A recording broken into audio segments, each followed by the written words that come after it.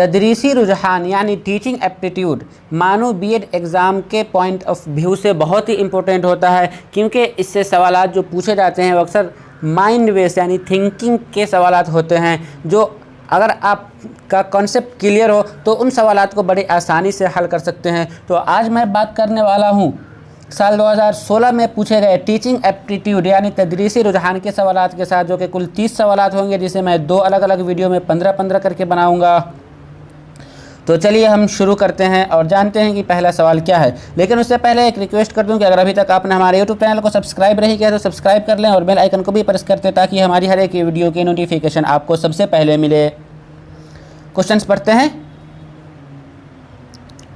Question number 41, कमरा जमात में दौरान तदरीस अगर कोई तालिब इल्म एक ऐसा सवाल पूछता है जिसका जवाब मुअल्लिम को नहीं मालूम तो उसको क्या करना चाहिए। यानी क्लासरूम में किसी स्टूडेंट ने ऐसा सवाल पूछ लिया जिसका आंसर टीचर को मालूम नहीं है, तो टीचर को क्या करनी चाहिए। ऑप्शन ए, बाद में मालूम करके सही जवाब बताना चाहिए। बी, उसको डांट कर यानी स्टूडेंट को डांट कर बैठा देना चाहिए। ऑप्शन सी, मुअल्लिम को यानी टीचर को उसी वक्त जवाब देने की कोशिश करनी चाहिए। और ऑप्शन डी, इनमें से कोई नहीं। तो इस सवाल का सही जवाब है ऑप्शन ए, बाद में मालूम करके सही जवाब बताना चाहिए। यानी ऐसे कंडीशन में जब किसी बच्चे ने कोई सवाल किया और टीचर उससे अनजान है, उस सवाल का जवाब नहीं जान रहा है, तो टीचर को चाहिए कि नेक्स्ट क्लास में या फिर बाद में उस सवाल का सही जवाब बताए। नेक्स्ट क्वेश्चन की तरफ बढ़ते हैं। क्वेश्चन नंबर 42, उस्ताद के सवाल करने पर अगर तालिब इल्म जवाब न दे तो उस्ताद को क्या करना चाहिए। ऑप्शंस देखते हैं। ऑप्शन ए, दूसरे तालिब इल्म से जवाब हासिल करने की कोशिश करे। बी, उसी तालिब इल्म से दूसरा सवाल पूछे।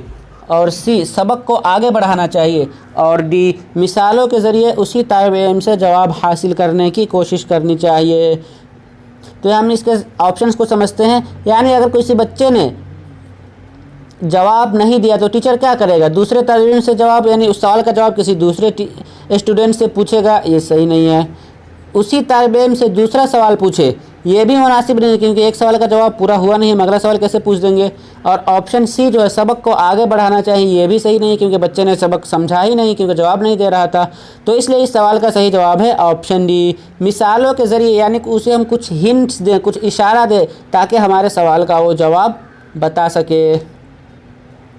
अगले सवाल की तरफ बढ़ते हैं। कमरा जमात में किसको मरकज़ी हैसियत हासिल होती है। यानी क्लासरूम में कौन सेंटर में होता है, सबसे ज़्यादा फोकस किसको दिया जाता है। ऑप्शन देखते हैं। ऑप्शन ए, उस्ताद को। बी, तलबा को। सी, मजमून को। और डी, तरीक़े तदरीस को। तो इस सवाल का सही जवाब है ऑप्शन बी, तलबा को। यानी क्लासरूम में सबसे ज़्यादा तरजीह, सबसे ज़्यादा फ़ौक़ियत जो दी जाती है वो तलबा को दी जाती है। इसीलिए आज का जो हमारा तदरीसी निज़ाम है वो चाइल्ड सेंटर हैं, टीचर सेंटर या फिर टॉपिक सेंटर या मेथड सेंटर नहीं है, बल्कि चाइल्ड सेंटर, तलबा के, स्टूडेंट के लिहाज से उसे पढ़ाया जाए, उसे बताया जाए। नेक्स्ट क्वेश्चन की तरफ बढ़ते हैं। फ़ुर्सत के वक्त का सही इस्तेमाल। फ़ुर्सत के वक्त मतलब यानी जब पढ़ाई का वक्त ना हो तो उस वक्त हमें क्या करनी चाहिए। ऑप्शन देखते हैं। ऑप्शन ए, दोस्तों के साथ गपबाजी करनी चाहिए। बी, फ़नून लतीफ़ा में से कोई एक सीखना चाहिए। और ऑप्शन सी, सैर व तफरीह करना चाहिए या कहीं घूमने के लिए चले जाना चाहिए। ऑप्शन डी, खेल कूद में इस्तेमाल करना चाहिए, यानी गेम खेलनी चाहिए, गेम एंड स्पोर्ट्स में हमें यूज़ करना चाहिए। तो इस सवाल का सही जवाब है ऑप्शन बी, फ़नून लतीफ़ा में से कोई एक यानी फ़नून लतीफ़ा कहते हैं फ़ाइन आर्ट्स को, जिसमें पढ़ने लिखने के सिवा कोई दूसरा हमें आर्ट सीखना चाहिए, जैसे शायरी, सिंगिंग या फिर मूर्ति वगैरह बना, स्टैचू बनाना, या कोई हमें अलग से आर्ट सीखनी चाहिए। फ़ुर्सत के वक्त में हमें खेल कूद में बेकार नहीं करनी चाहिए, क्योंकि खेल कूद का एक अलग वक्त मुकर्रर होता है। या फिर सैर व तफरीह के लिए हमें अगर 1 घंटे 2 घंटे का टाइम मिल रहा है तो हम वहाँ क्लासरूम से कैसे बाहर घूमने चले जाएंगे। दोस्तों के साथ गपबाजी करना ये तो बिल्कुल हो ही नहीं सकता। अगले सवाल की तरफ बढ़ते हैं। जब कोई तालिब इल्म को किसी सबक को समझने और सीखने में नाकाम हो जाए तो उस्ताद को क्या करनी चाहिए। यानी किसी छात्र ने, किसी स्टूडेंट को ने सबक को नहीं सीख पाया तो उस हालत में टीचर को क्या करना चाहिए। ऑप्शन ए, सबक को दोबारा पढ़ाना चाहिए या लेसन को रिपीट करनी चाहिए। ऑप्शन बी, तालिब इल्म को ज़्यादा होमवर्क देनी चाहिए, स्टूडेंट को होमवर्क का अंबार लगा देनी चाहिए। ऑप्शन सी, इसी जमात में वह पढ़ रहा है रोक देनी चाहिए, यानी बच्चे को एग्ज़ाम में फिर से उसी क्लास में रिन्यूअल कर देनी चाहिए। या फिर ऑप्शन डी, उसको सज़ा देनी चाहिए यानी पनिशमेंट देनी चाहिए। तो इस सवाल का सही जवाब है ऑप्शन ए, यानी सबक को दोबारा मुख्तलिफ़ तरीके से, उसी सबक को किसी दूसरे तरीके से, दूसरे अंदाज से, दूसरे मेथड से पढ़ाना चाहिए ताकि बच्चा उस सबक को समझ जाए। अगले सवाल की तरफ बढ़ते हैं। सवाल नंबर 46, मुअल्लिम का असल मकसद होना चाहिए, यानी टीचर का मेन पर्पज़ क्या होनी चाहिए। ऑप्शन ए, निसाब को मुकर्ररा वक्त पर तकमील करना, यानी सिलेबस को टाइमली ख़त्म करना। ऑप्शन बी, तलबा को एहतराम करना सिखाना, यानी तलबा को एक दूसरे की इज़्ज़त करना सिखाना। ऑप्शन सी, तलबा की हमाजहती नशोनुमा, यानी स्टूडेंट की ऑल राउंड डेवलपमेंट। और ऑप्शन डी, तलबा इम्तिहान में अच्छे नंबरात हासिल करे, यानी एग्ज़ाम में उसे अच्छे मार्क्स आए। तो इस सवाल का सही जवाब है ऑप्शन सी, तलबा की हमाजहती नशोनुमा, यानी एक टीचर के लिए सबसे ज़रूरी चीज़ है कि वो तलबा में हमाजहती, उसकी ऑल राउंड डेवलपमेंट करे। वो जिस क्षेत्र में रुचि लेता है उस क्षेत्र में उसको बढ़ावा दे, उसको जिस्मानी, उसकी जहनी, उसकी दिमागी, हर एक तरह से उसकी नशोनुमा करनी चाहिए। अगले सवाल की तरफ बढ़ते हैं। सवाल नंबर 47, तालीम निस्वा यानी वुमेन एजुकेशन ज़रूरी है, क्यों। ऑप्शन देखते हैं। ऑप्शन ए, ताकि वह मर्दों की बराबरी कर सके। बी, ताकि वह अपने शौहर की मदद यानी अपने हस्बैंड की हेल्प कर सके। ऑप्शन सी, ताकि वह बच्चों की सही तरबियत कर सके। और ऑप्शन डी, ताकि वह अपना ख़र्च, यानी जो औरत है वो पढ़ लिख कर अपना ख़र्च खुद उठा सके। तो इस सवाल का सही जवाब है ऑप्शन सी, ताकि वह बच्चों की सही तरबियत कर सके।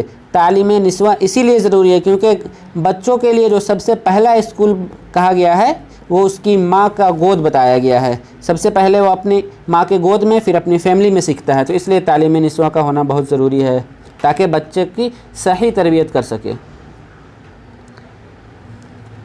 नेक्स्ट क्वेश्चन है, मौजूदा दौर में मुअल्लिम का मकाम कम होने की असल वजह, यानी प्रेजेंट में टीचर का वैल्यू कम होता जा रहा है, उसका कारण क्या है, उसके रीज़न्स क्या हैं। ऑप्शन ए, मुअल्लिम की कम तनख्वाह, यानी मुअल्लिम टीचर की सैलरी का कम होना। बी, मुअल्लिम का अपने फरीज़े को ठीक तरीके से अंजाम न देना। ऑप्शन सी, समाज में अखलाक़ी गिरावट, यानी समाज में, सोसाइटी में नैतिकता की कमी आ जाना। या ऑप्शन डी, इनमें से कोई नहीं। तो इस सवाल का सही जवाब है ऑप्शन बी, मुअल्लिम का अपने फ़राइज़ को ठीक तरीके से अंजाम न देना, यानी मौजूदा दौर में प्रेजेंट में टीचर्स भी सही तरीके से अपने फ़र्ज़ को नहीं निभा रहे हैं। इस वजह से समाज में उनका वैल्यू, उनका मर्तबा घटता जा रहा है। अगला सवाल है सवाल नंबर 49, अगर कोई तालिब इल्म दौरान तदरीस जमात में मुस्तकिल खलल डालता है तो मुअल्लिम को क्या करना चाहिए। यानी किसी टीचर को पढ़ाते वक्त कोई स्टूडेंट बार बार टोक रहा है, उसे परेशान कर रहा है, तो उस टीचर को क्या करनी चाहिए। ऑप्शन ए, सलाहकारी के ज़रिए उसको सुधारना चाहिए, यानी समझा बुझाकर, उसे मशवरा देकर उसे उसकी गलती को, उस स्टूडेंट को सुधारना चाहिए। बी, नज़रअंदाज कर देना, यानी देखकर भी छोड़ देना चाहिए। सी, कमरा जमात से बाहर निकाल देना चाहिए, यानी क्लासरूम से उसे आउट कर देना चाहिए। या डी, डांटना चाहिए। तो इस सवाल का सही जवाब है ऑप्शन ए, उसको सुधारना चाहिए। अगला सवाल है, अगर आपकी क्लास में दो तलबा आपस में झगड़ा कर लें तो आप क्या करेंगे। ऑप्शन ए, दोनों तलबा को सज़ा देंगे, यानी दोनों तलबा की कस की पिटाई कर देंगे। बी, सबब दरियाफ्त करके मसला को हल करेंगे, यानी उसके रीज़न को जान करके उसके प्रॉब्लम को सॉल्व करेंगे। ऑप्शन सी, सूरत हाल को हेडमास्टर के सामने पेश करेंगे, यानी जो सिचुएशन होगा उसे ले जा कर के हेडमास्टर को बता देंगे। और ऑप्शन डी, वालिदैन से, यानी उन दोनों स्टूडेंट के पेरेंट्स से शिकायत कंप्लेन करेंगे।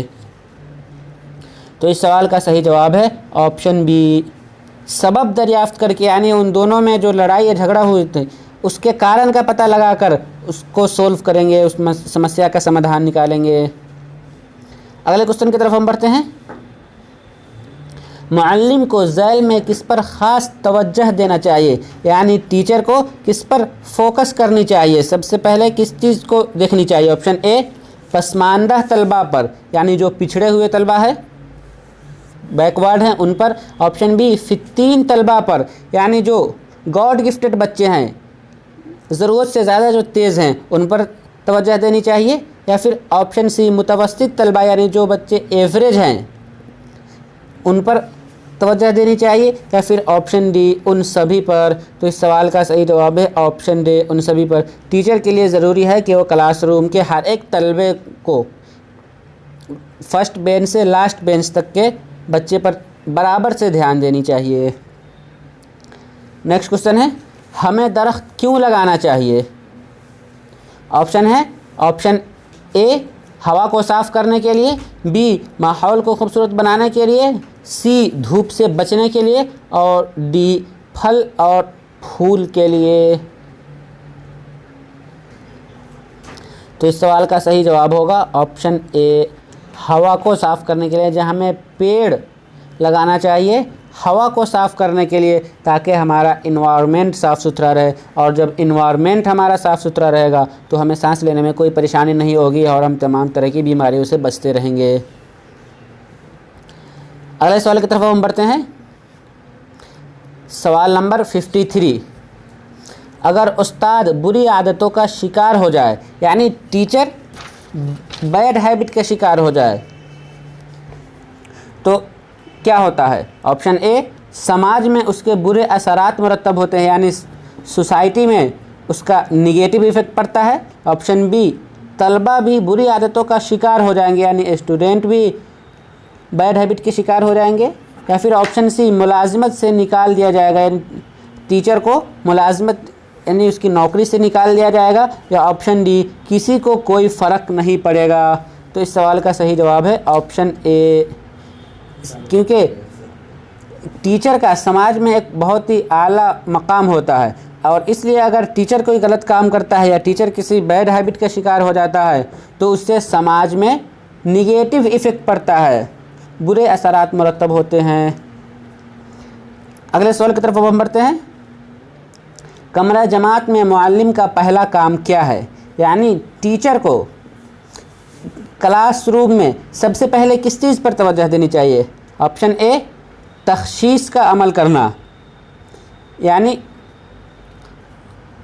डायग्नोसिस जिसे कहते हैं। ऑप्शन बी, मुकर्ररह निसाब को पढ़ाना या निसाब को ख़त्म करना। ऑप्शन सी, तलबा को पढ़ने के लिए उभारना। और ऑप्शन डी, पढ़ने की आदत को तरक्की देना।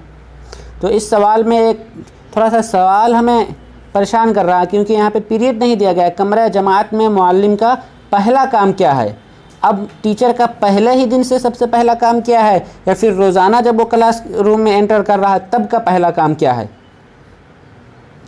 अगर सबसे पहले ही दिन यहाँ पे मुराद है कि यानी मुअल्लिम जैसे ही पहले दिन जा रहा है तो उसे क्या करनी चाहिए, तो तशख़ीस का अमल, यानी तलबा को पहचानना चाहिए किसमें कमी है किसमें ज़्यादती है, तलबा यानी उसका लेवल क्या है स्टूडेंट का, तब हम अपने सबक को पढ़ाएंगे। या फिर अगर है कि रोज़ाना हमें क्या करनी चाहिए, तो हमारा काम है कि तलबा को पढ़ने के लिए उभारना, यानी तलबा हमें ऐसा मुहर्रिक कर देना, तलबा को मोटिवेट कर देना कि वो पढ़ने के लिए तैयार हो जाए।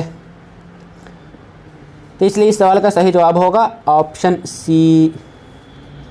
नेक्स्ट क्वेश्चन की तरफ अब हम बढ़ते हैं, जो कि इस वीडियो का सबसे आखिरी सवाल है। क्वेश्चन नंबर 55, कौमी त्यौहार मनाने का मकसद, यानी राष्ट्रीय पर्व जो हम मनाते हैं उसका मकसद क्या है। ऑप्शन ए, एक साथ जमा होकर खुशियाँ मनाना। बी, एक दूसरे को मुबारकबाद देना। सी मिठाइयाँ तकसीम करना, और डी कौमी जज्बा पैदा करना। तो इस सवाल का सही जवाब है ऑप्शन डी, कौमी जज्बा पैदा करना। यानी नेशनल फेस्टिवल जो मनाया जाता है वो सिर्फ़ और सिर्फ नेशनलिज्म के लिए। तो चलिए आज की इस वीडियो में बस इतना ही। हम फिर मिलेंगे आप सबों से अगली वीडियो में, जिसमें हम बात करेंगे टीचिंग एप्टीट्यूड के क्वेश्चन नंबर 56 से लेकर 70 तक के। तो अभी दीजिए हमें इजाज़त, फिर मिलते हैं अगली वीडियो में। शुक्रिया, अल्लाह हाफिज़। सब्सक्राइब कीजिए हमारा YouTube चैनल और बेल आइकन को प्रेस कीजिए लेटेस्ट नॉलेजेबल वीडियो सबसे पहले पाने के लिए।